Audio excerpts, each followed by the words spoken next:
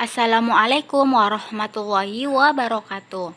Hai teman-teman, jumpa lagi dengan saya Andi Selviana dari jurusan Ilmu Keolahragaan, Fakultas Ilmu Keolahragaan Universitas Negeri Makassar.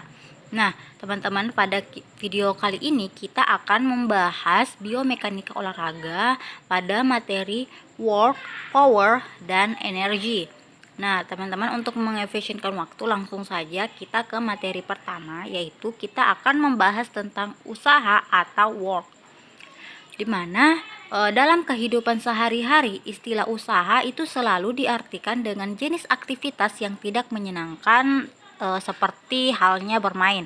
Nah, dalam mekanika, bila usaha dilakukan, berarti bahwa sebuah gaya telah diberikan untuk melawan tahanan dalam jarak tertentu. Dengan kata lain, usaha dalam istilah mekanika itu sama dengan gaya dikali jarak. Karena jarak dilibatkan, maka sesuatu yang terjadi dapat terlihat dan sebuah benda atau seorang atlet bergerak dari suatu tempat ke tempat lainnya.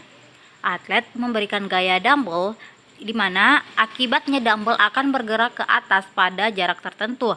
Sebaliknya, jika dumbbell disimpan pada suatu tempat dengan ketinggian dada, kemudian atlet mendorong atau menariknya dengan kontraksi statis selama 10 detik misalnya, maka tidak ada usaha mekanis yang dilakukan karena dumbbell tidak bergerak. Selanjutnya, daya tahan atau power, di mana daya menunjukkan sejumlah besar usaha mekanis yang dilakukan selama selang waktu tertentu. Dalam kehidupan sehari-hari, kita sering menggunakan istilah tenaga kuda atau horsepower sebagai ukuran untuk kekuatan mesin seperti yang digunakan dalam balap mobil. Satu tenaga kuda berarti kemampuan sebuah mesin atau manusia untuk menggerakkan beban sebesar 550 lb atau pounds sejauh 1 ft selama 1 detik, di mana seperti pada weightlifting atau angkat besi, dua atlet mengangkat barbel dengan berat yang sama. Nah, salah satu atlet memerlukan 2 detik untuk mengangkat barbel ke atas kepala, dan atlet lainnya memerlukan waktu 1 detik, di mana keduanya mengangkat barbel dengan jarak yang sama. Nah, dalam berbagai cabang olahraga, daya sangat penting karena aplikasi gaya yang lambat tidak akan memberikan hasil yang memuaskan. Hal ini terutama terjadi pada nomor lempar dan juga lompat angkat besi olimpiade, yaitu snatch, clean, dan jerk. Nah, dalam senam, di mana keterampilan seperti salto ke depan dan belakang itu harus ditampilkan dengan cepat. Penampilan yang berhasil dalam cabang olahraga ini menuntut penerapan kekuatan yang besar dalam waktu yang sangat cepat. Selanjutnya, energi atau energi. Energi adalah kapasitas atlet atau benda untuk melakukan usaha. Nah, dalam istilah mekanika, energi itu mempunyai 3 bentuk. Yang pertama, energi kinetik, di mana energi kinetik itu adalah kapasitas sebuah benda atau seorang atlet untuk melakukan usaha karena geraknya.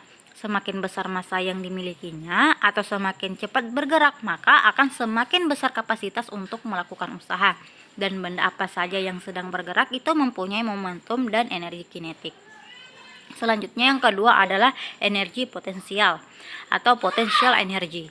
Energi ini merupakan energi yang disimpan atau stored energy, yaitu energi yang tersedia dan disiapkan dan siap untuk digunakan, di mana seorang atlet mempunyai energi potensial ketika berada pada ketinggian, yaitu di atas permukaan bumi.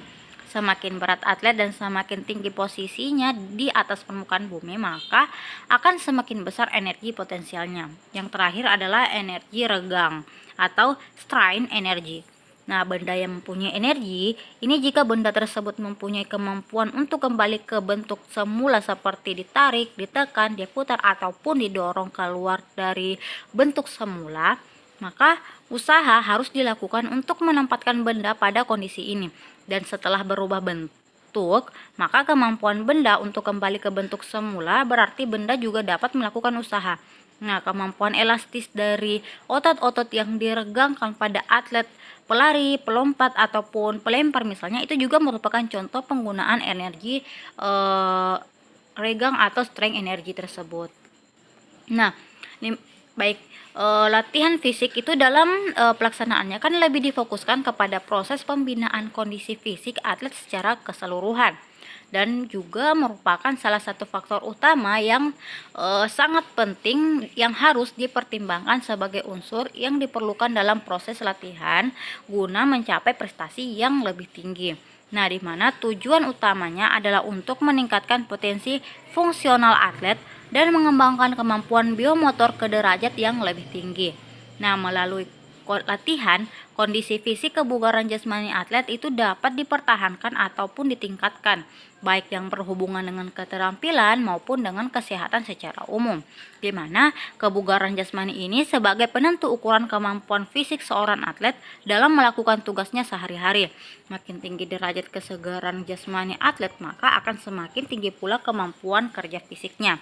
Dan kondisi fisik merupakan unsur yang sangat penting dan hampir seluruh cabang olahraga memerlukan kondisi fisik yang baik. Oleh karena itu, latihan kondisi fisik ini sangat perlu mendapatkan perhatian yang lebih serius dan dirancang dengan matang dan sistematis lagi. Nah, apabila kondisi fisik baik, maka apa yang akan terjadi? Ya, pastinya akan ada peningkatan dalam kemampuan sistem sirkulasi dan juga kerja jantung. Terus terjadi peningkatan dalam kekuatan, kelentukan, stamina, kecepatan, dan juga komponen fisik dalam tubuh ataupun kondisi fisiknya menjadi lebih baik.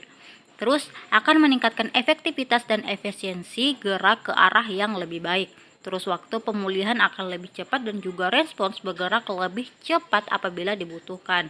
Di mana unsur-unsur penting yang terdukung dalam latihan kondisi fisik itu meliputi beberapa unsur, yaitu kekuatan atau strength, daya tahan atau endurance, kelentukan atau flexibility, keseimbangan atau balance, kecepatan atau speed, kelincahan agility, dan daya ledak atau power. Dan juga yang pastinya memerlukan stamina dan koordinasi atau coordination. Nah, teman-teman, cukup sekian video pada kali ini. Saya tutup dengan Assalamualaikum warahmatullahi wabarakatuh.